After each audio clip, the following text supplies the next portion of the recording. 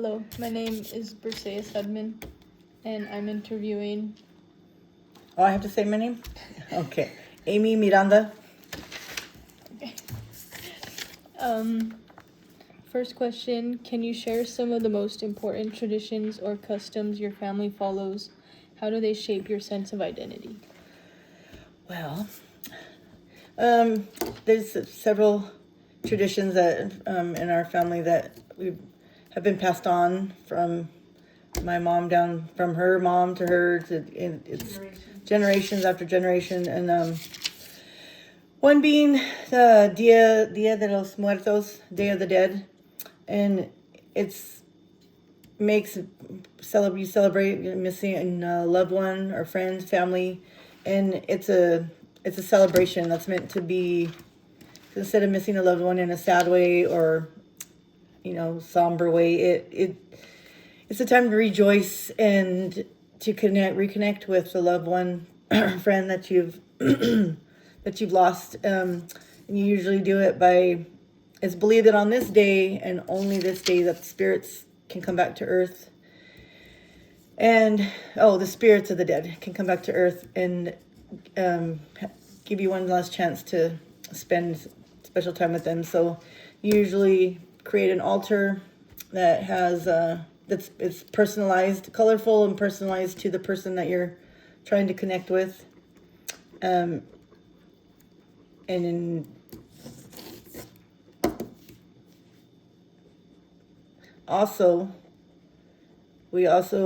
major traditions that I remember celebrating growing up, and that I passed on to my children. Is baptisms, First Holy Communion, and confirmations. They're all three major milestones in the Catholic faith. Baptism symbolizes rebirth and purification, and it's a significant family event. It introduces it's intro to the child's faith. First is baptism, and family, friends are all invited, and you choose godparents.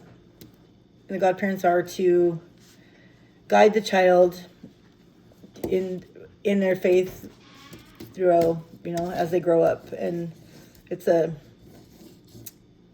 big family event that usually turns into a big family party afterwards. And First Communion, and this is where the child accepts Christ into their life, and it's another chance for family to get together and have another party.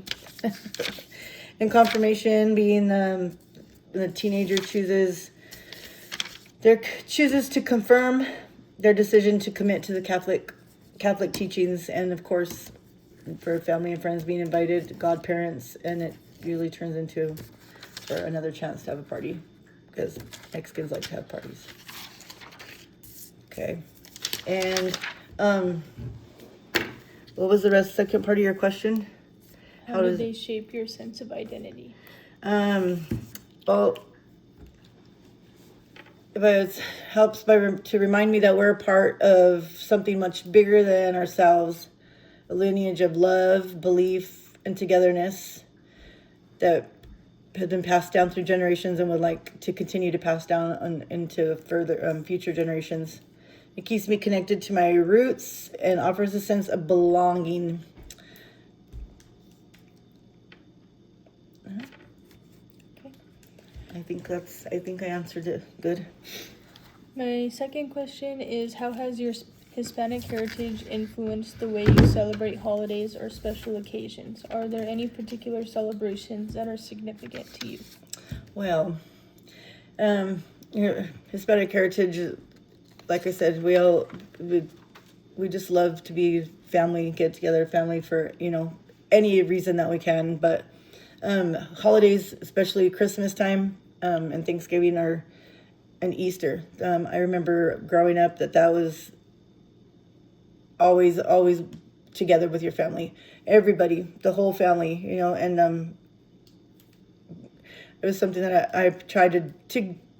That it was a tradition that I carried on with, you know, when we lost our grandparent, you know, and they were, because my nana was the one that used to do the celebrations all the time. When she was gone, I decided that I was going to be the one to carry on those traditions, because I mean, it was just always a big deal to me. It was always so nice to get together and to like for Christmas. It's I mean, it's not just a family gathering, or wait, how can we edit that? I keep getting mixed over my words, sorry. Christmas is a celebration with food, music, dancing, and we celebrated on Christmas Eve. Santa used to come to the house and give us gifts, tell the story of the night before Christmas. And we would exchange gifts have a big gift exchange with everyone, and share stories, dancing, just have a good time with the whole family. And our kids always had to be in bed before midnight, because that way Santa would come. They wake up the next morning and Santa's gifts would be there. And then I don't know, it just always was something that made us, like, I feel like it always made our family such a closer family, that we spent, you know, on Thanksgiving. We did Thanksgiving together. We all stand around in a circle before we eat and each say what we're thankful for and pray, bless the food. And also Easter, and Holy Week leading up to Easter, and the story of, you know, the crucifixion of Jesus, and we do the walk of, and how we always have someone that there's different. Well, it's usually the same person every year, since whenever I would go, they did the reenactment of the whole carrying of the cross and stuff like that, and it really gives you a better understanding and a better perspective of, like, you know, the whole story of Easter. And because I mean, as now, like, it tends to shy away from what it's really about, you know, the crucifixion and, you know, the whole church, like, religious part of it, and the Easter eggs and the Easter baskets, and, you know, but it's all, our tradition is to, the day before Easter, we all get together, have a little party, color Easter eggs, and then the next day is Easter, so we get together again, do the Easter egg hunt for the kids, and the adults have their, you know, like, the adults have their tradition where they get the Easter eggs with money in them, and, you know, it's just another chance to celebrate and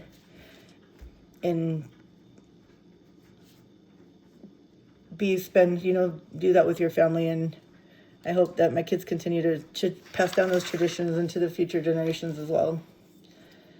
Okay, is that good? Do I need to? I don't think okay. Next question.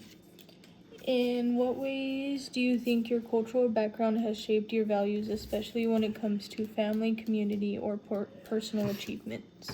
Oh. Wow. Okay, so, his cultural background has strongly shaped my values, especially around the importance of family and community. Like, family is first and foremost, like, always, you know, nothing else matters without your family. And just being taught to support each other, always be there for each other. Like, it's like, no matter what it is, it's birthdays, anniversaries, you know, good days, bad days, like, you know, you're just always knowing that you have your family. And it also taught me we celebrate our success is like our family's success, and we learn to celebrate each other. And so it gives you, it makes you want to push yourself to do your best, and not only for yourself, but for your family and for the people you love. And just to celebrate and being together, like that's the most important part of our culture and our celebrations, and that, like, the most important thing to me is just the family and being together and celebrating the personal achievements, graduations, party, or, quinceañeras. That's another big, I don't know if I can still talk about that right now, but quinceañeras is another thing that, we celebrate, and it's I guess that was not part of the question. Can we edit this? I hope so. Okay, you can go to the next question. Question number 4. What role does language play in your life, and how has speaking Spanish or another language been important to your cultural identity? Well, languages plays a huge role in my life and anybody's life, to be able to speak the language of my family. Like, I'm not the best at speaking Spanish. I know what I need to know to get by, and that's been in trying to be a part of the culture and not knowing the language fluently. But my mom helps me a lot in what I need to say. When I need to say it. So not speaking the language is affected my, I'm sure if I could speak the language more fluently, it would help me to connect to my, heritage and in the culture in a more significant way. But because I know that seeing my mom,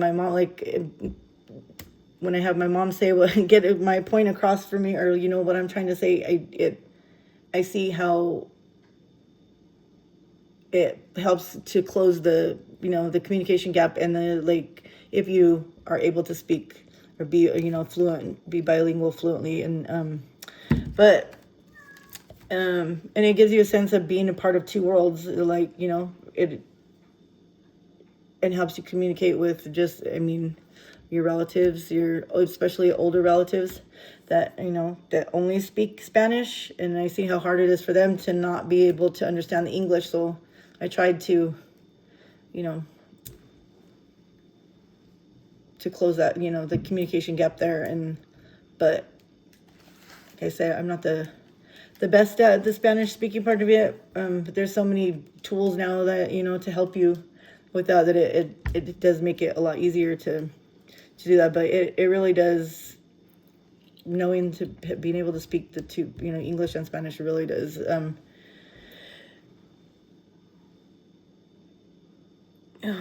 connect you to your heritage in a much deeper and more effective way. I know that my children don't know English or Spanish at all, and it's a big deal when you can't do it.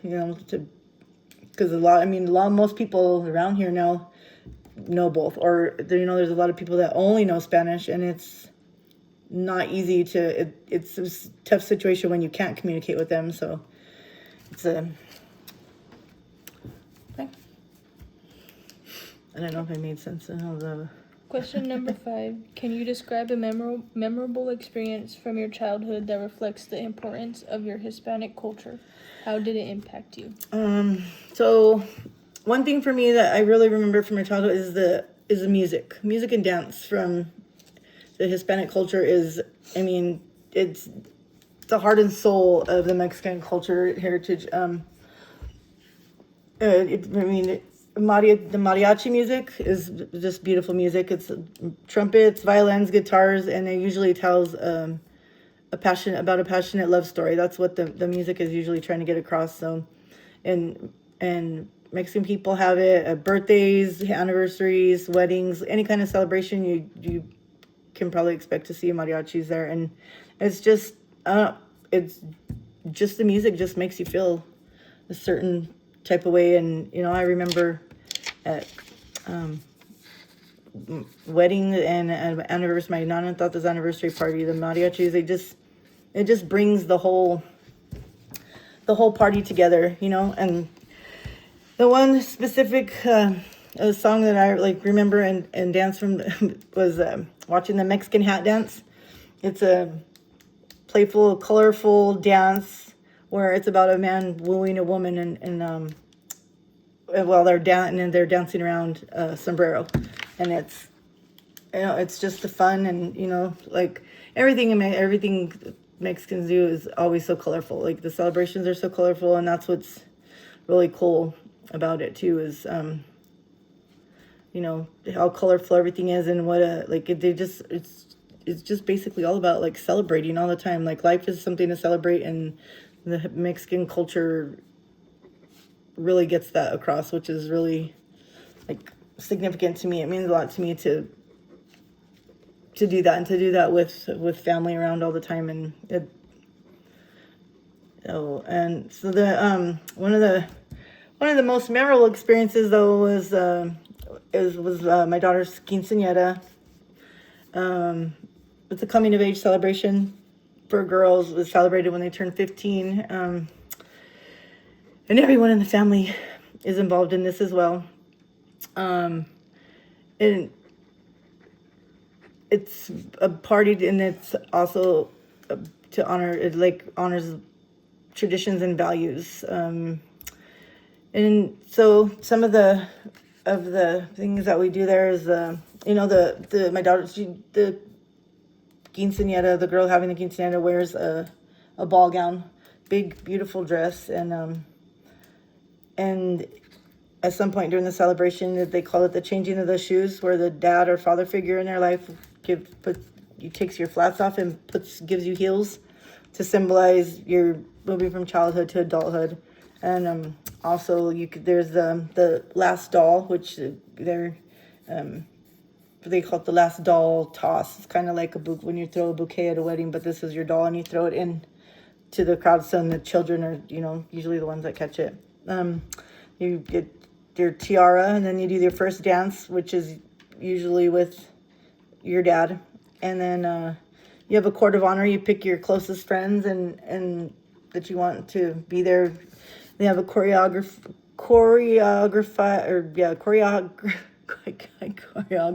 dance. Can't say that word. And then you do the person having the quinceañera does what they call a brindis, a toast. And she toasts the most important people and people who've had a significant impact in her life, godparents, grandparents, parents, and it was just a real, I don't know, it's a heart, like, it's a beautiful celebration, but it was also sad for me, which, we're your daughter coming into adulthood and but it's beautiful to see because of the family all together and celebrating that one person, and just it's to the growing up and hoping that they've learned the traditions and continue to celebrate with their children and their children's children, and just them continue to hold on, and holding on to those traditions into the future is what I meant to say. Okay, all right. I think I answered that one. I'm just rambling now. Our last question. What role does food play in your culture? Are there any specific dishes or meals that hold special significance in your family? Oh, food plays the biggest role in culture and in our family. It's another way of connecting with our roots to our family and our traditions. In our family, meals aren't just about eating; they're about a time for bonding. So you sit down for dinner with your family, or no matter what's going on, you take that time to sit down for that hour or whatever it is. How was your day? It's your time to visit, to connect with each other, so you continue to be a part of each other's lives. And two of the most important or the special foods that really have had a significance in our family's lives is tamales and pozole or menudo. Tamales are a huge part of holiday traditions, especially Christmas, and we usually have them around New Year's and sometimes Thanksgiving. The whole family gets together, and you make a, I don't know what like a little Like a line? a line, yeah, and one person does this and passes it, one doesn't person does to do the whole process, because usually and tortillas are the same way as well. When you get together as family and you make the tamales or tortillas or anything like that, you're making a large amount of them, so the more the merrier, and the quicker you're going to get it done. So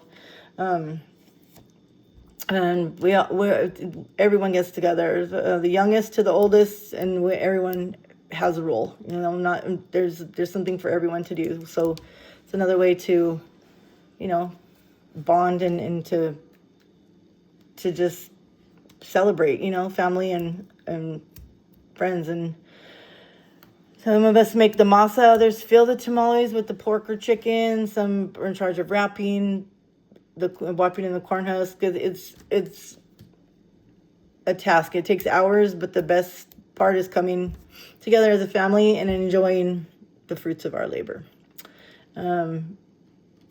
Tamales represent tradition, patience, and the importance of family unity. It's a dish that's been passed down through generations, and every time we make them, I feel like we're just keeping those traditions alive, which means a lot. And pozole is another one that it's for usually New Year's or Christmas Eve parties.